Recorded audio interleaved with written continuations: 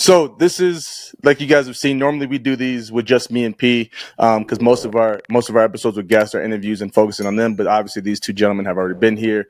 You've kind of already heard moments from them, anime impact stuff from them. So we're gonna do anime impact basically, but not just with me and P, but all four of us. So a moment with anime, whether recently or something in the past that it just had an impact on your life, whether it taught you a life lesson or something you just saw that like really hit with you differently.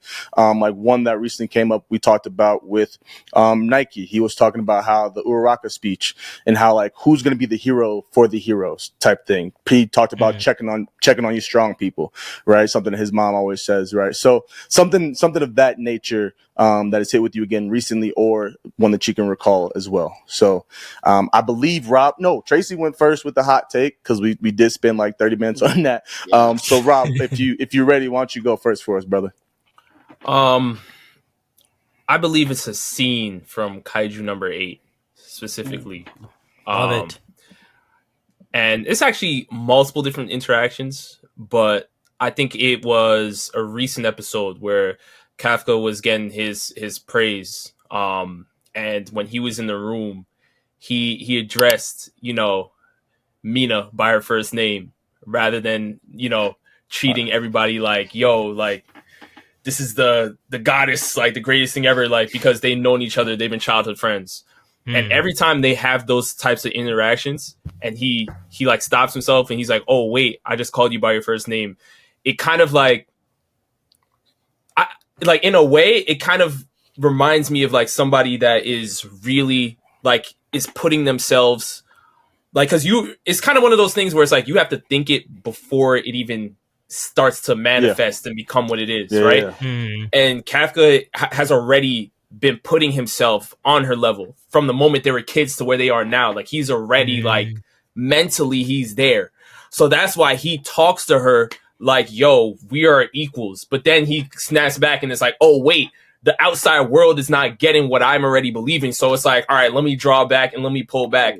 And I feel like that is just like so great to watch every single time because he's not even like he's in his own world. And it's like people are starting to wake up around him, and starting to see that, oh, okay, like there's something different about this old guy, like let's actually champion him a little bit and stuff. Like he's special, and even though he truly is like the strongest guy there because he's a kaiju, but like he's keeping that under wraps as far as in the anime so far. But I just love every single time he sees her. Everybody else is like ready to bow down to Mina and all that stuff. And he's like, nah, like I'm with you. Like I'm going to see you soon. Don't even worry about it. Like I'm on that level.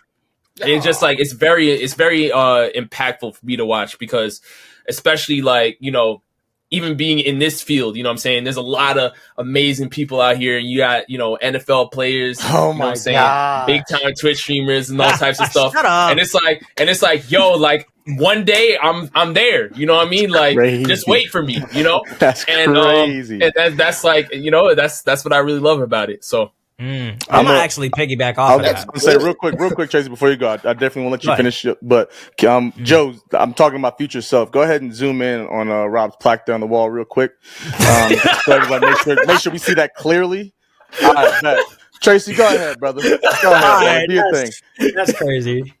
I'm gonna actually piggyback off of that one because I was gonna go back, but since you kind of brought up like Kaiju number 8, that's like my favorite series that I'm watching right now, and I am caught up on the manga too. It's actually the first manga I've actually picked up that I've read without watching any of the anime was Kaiju number 8. Okay, so I'm recently getting into manga, and I'm fully caught up on that bad boy. I got all the volumes except they just released volume number 8, the hard copy, so I need to go ahead and pick that up.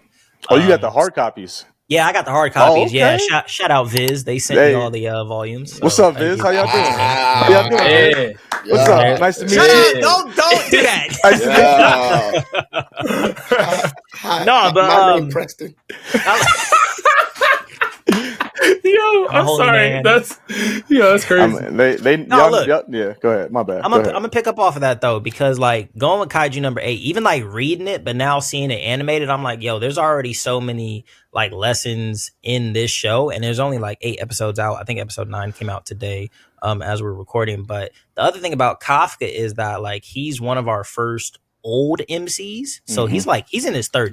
Yeah. You know what I'm saying? He's Talk an actual adult, which is crazy. Go 30-year-olds. Yeah, you know? And I'm not pushing 30, but I'm 25. Anyway. You know. But like he's this old dude who still hasn't given up on his dream. You know what I'm saying? And he's failed so many times. Like he's failed like the entrance exam over 10 times or something like that. I can't remember the exact number, but he's failed constantly, and he's like, I'm not gonna give up at all. And now that he has this newfound power, it's like it's easy to have that power and be like, oh, I have an easy way to climb the ranks. I can just mask it as if it's like my legit power, but really it's this supplement, you know, I'm a kaiju and stuff. But he's like, nah, I'm gonna do it the right way. I'm gonna climb the ranks the right way, and I'm not only gonna prove myself to everybody else, I'm gonna prove myself to me. And I really, really rock with Kafka for that, because I feel like I'm like that. And it also reminds me of Naruto a lot, which is the one I was gonna bring up, because Naruto is somebody who failed the shadow clone exam or the shadow clone test over and over again. It was his worst jutsu ever. And now it's like he could not get it at all. I don't know if y'all remember, like, you know, the duds coming out and stuff like that. But now it's his specialty, you know what I'm saying? And he was shunned by everybody in the village for his whole life, all the way up until the pain thing. And like the pain moment for me, that was really impactful for me, because it's like, yo, you see this dude who's shunned by everybody, who has been fighting not for their acceptance, but fighting to prove them wrong. Fighting to prove who he is, not so they can say, oh, we accept you, but to say, hey, I'm still going to accomplish my goals, whether you accept me or not. I am him. I don't care how you look at me. And then for him to like go that route and then end up with everybody's acceptance and everybody wanting to be around him now, like it's crazy. And I see Kafka doing the same thing. And I feel like I can relate to that a lot, because I'm somebody who wasn't really accepted a lot in school at all. You know, for like majority of my school career, I wasn't really accepted. And now I'm this dude on like Twitch, social media and stuff. And like, I get to like inspire kids, and I get to like talk to people and stuff like that and do cool things for them. So like, those are like really, really impactful moments for me. So Kafka, Naruto, you know, that's what's up. Bling blah, bling blah. Yeah. You know what I mean? That's what's up. Oh yeah. You up now, Tracy. You up. Up. You know what I'm saying? Up. You know? that pineapple skin ain't holding you back no more. You know what I'm saying? Shut up, man. Wow, Joe. Oh my God.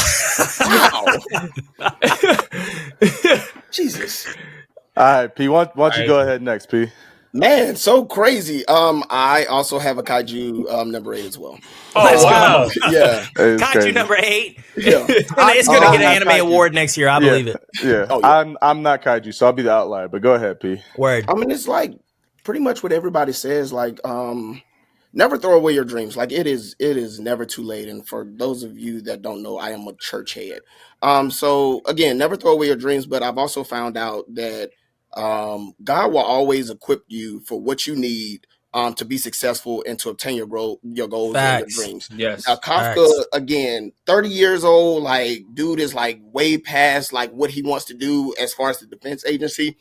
And somehow he comes up on a kaiju that gives him like this unlimited, untapped power. And so I say that to say again, like God will always equip. Like Kafka had no idea that he was going to be able to do what he was going to do at that level. But God had already like preordained, like, hey, yo, I got you. Like, I'm going to make this happen for you. And so I'm going to give you this little kaiju to make all your dreams and all your possibilities happen for you. Like, you ain't got to worry about the naysayers. You ain't got to worry about the people like that's jabbing in your ear. Like, I got you. I'm going to equip you for it. And when I equip you for it, like you're going to be able to do it. And not only to like my ability, but to the best of your ability. So that was my Can I actually say something to add on to that too? Yeah, Because you say ahead. like how God equips you with anything. Man, You know, I'm a big church head. We do myself, church too, around here. Hey, listen, every anime impact that P gives, dang near is a church There we go, church bro. sermon. Hey, So keep the sermons alive. You know what I'm saying? Get your Bibles out. Go to I got one over here. Go to yo, tripping. Go to the middle. Nah, but it's crazy how you say that about like Kafka and stuff, because even though like, yeah, he was equipped with a kaiju, he was already equipped with so much knowledge about kaiju because of his job, you know, like, and that's the thing that's getting him accepted. It's not the kaiju power, you know, like he can be blessed with this amazing thing, you know, to propel him in other ways and show him new possibilities of what he can do. But where he was already stationed for all those years he was failing, that was just building up his knowledge of kaiju. Mhm. And that's what he's been using to get accepted into the Defense Force. It's not this newfound power that he's got. He already had everything he needed before that. This is just a little extra, you know? So that's actually kind of crazy. You know? Yo, and one more piggyback. Go ahead, P. Yeah. Sometimes, like, when God gives you a gift or gives you something, and just going back to the kaiju, it's never what you expected. Like, who would have ever thought that this kaiju would be like and again, like Tracy said, like, he's been building up to this moment. But who would have ever thought that the thing that, like, you want to fight against is the thing that is going to help, like, secure you for what your next job is. So sometimes like blessings don't necessarily look or is packaged in what you think it should be or ought to be.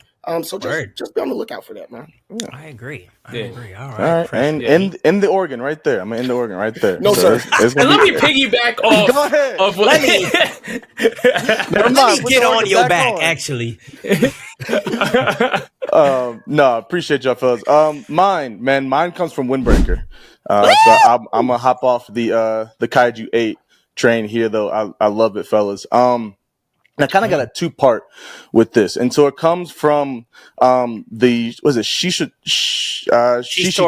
Yeah, Shishitoran squad from basically the vice leader and the leader. So Togame is the vice leader, and I think let me double check the name. Tomiyama is the leader of that gang. And man, like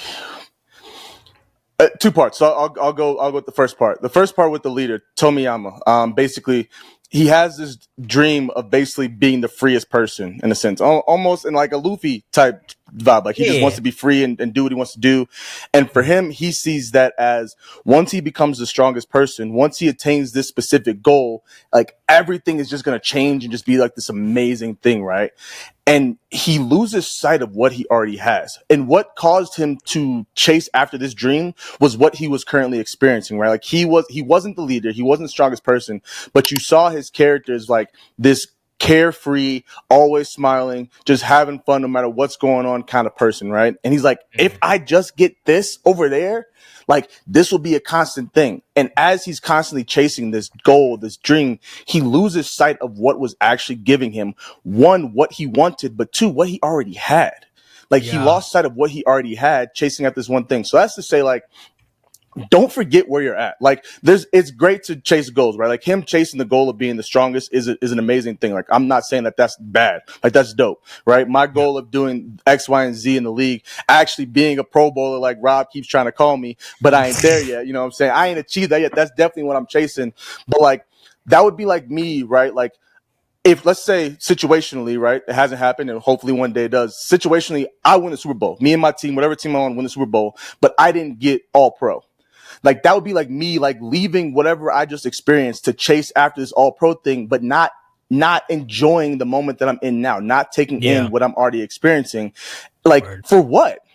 Like, yeah, the individual accolade is cool, but I'm losing sight of everything that I'm already experiencing in this moment now.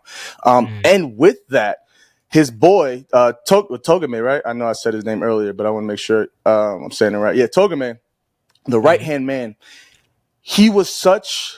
And I love his character because he was such a loyal friend in a sense, right? That he decided, I see the change in my leader and in my friend, and I want to protect his spirit. Like I want to protect who he is as a person. And I don't want him to have to handle all this extra baggage that he's causing himself, but he doesn't realize it. So I'm going to completely change who I am to protect him instead of stepping up, standing on what I believe in, and basically confronting his friend. Confronting people is not always the easiest thing, especially those that are like close to you.